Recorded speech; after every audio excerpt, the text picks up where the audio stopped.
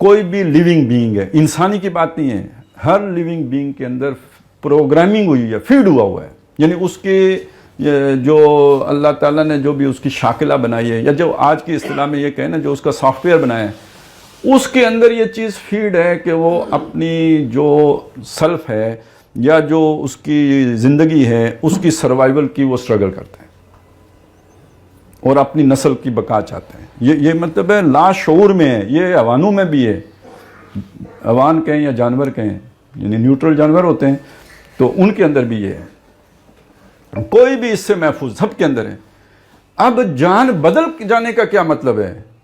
کہ جان پہ عزیز ہے ہر کسی کو، کوئی بھی جان دینے کے لیے تیار نہیں۔ اس کتاب نے اندر جا کے آپ کے اندر پہلی تبدیلی یہ لائی کہ آپ جان دینے کے لیے تیار ہو گئے۔ یہ کوئی چھوٹی سی تبدیلی ہے، یعنی اس بات کو تو سمجھے نا کہ پہلے جان بچانا آپ کے سافٹ ویئر میں انسٹال ہے، اب یہ اس کے اندر جب آپ نے یہ والی جو چپ ڈالی ہے تو پورا سافٹ ویئر ہی بدل گیا اور اب آپ جان دینے کے لیے تیار ہو گئے ہیں۔ تو چون بجان در رفت جان دیگر شود،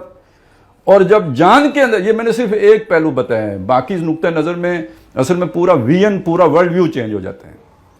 چینج کیوں ہو جاتا ہے؟ پہلے آپ کا جو مبلغ علم ہے، ابھی یہ چلیں اس کو بھی یوں سمجھیں نا، جیسے یہ میزائل بنتے ہیں، ان کی ریچ ہوتی ہے 700 کلومیٹر مارے گا، 1500 کلومیٹر مارے گا، ہر انسان کی بھی ایک رینج ہوتی ہے،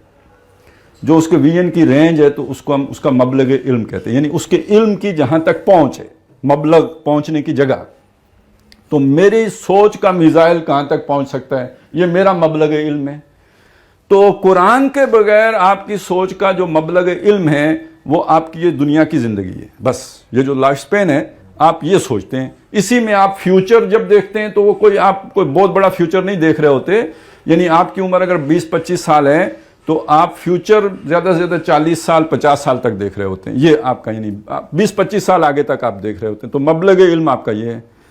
جب آپ نے قرآن پڑھا تو یہ تو صورت ہی بدل گئی، اب آپ کا جناب ویژن بدل کے آخرت پر اور ابداً ابدا پر چلا گیا، انفائنائٹ ہو گیا، اتنا بڑا دوسرا فرق۔ اس نے آپ کا سارا ورلڈ ویو چینج کر دیا۔ پہلے مال بنانا آپ کو عزیز تھا، اب کھپانا عزیز، ایک صرف جانی کا مسئلہ نہیں ہے، پورے ورلڈ ویو بدلنے کا مسئلہ یہ ہے۔ اب آپ کی امیدیں قلیل ہو گئیں، اب دنیا کو جنت بنانے کی خواہش آپ کی ختم ہو گئی، اور اب آپ کسی اور جنت کے متلاشی ہو گئے، اب دنیا کی اہمیت آپ کی نظروں میں مچھر کے پر جیسی رہ گئی۔ تو یہ تو ٹوٹل چینج ہے نا، چون بجان در رفت جان دیگر شود، جان چون دیگر شد۔ جب آپ کا ورلڈ ویو بدلتا ہے جہاں دیگر شود، اب آپ کو پورا جہاں اور نظر آنا شروع ہو جاتا ہے۔ یہ ہے اس تبدیلی کی بگننگ، اور پھر جب آپ اکٹھے ہو کے پورے جہاں کو بھی بدل کے رکھ دیتے ہیں۔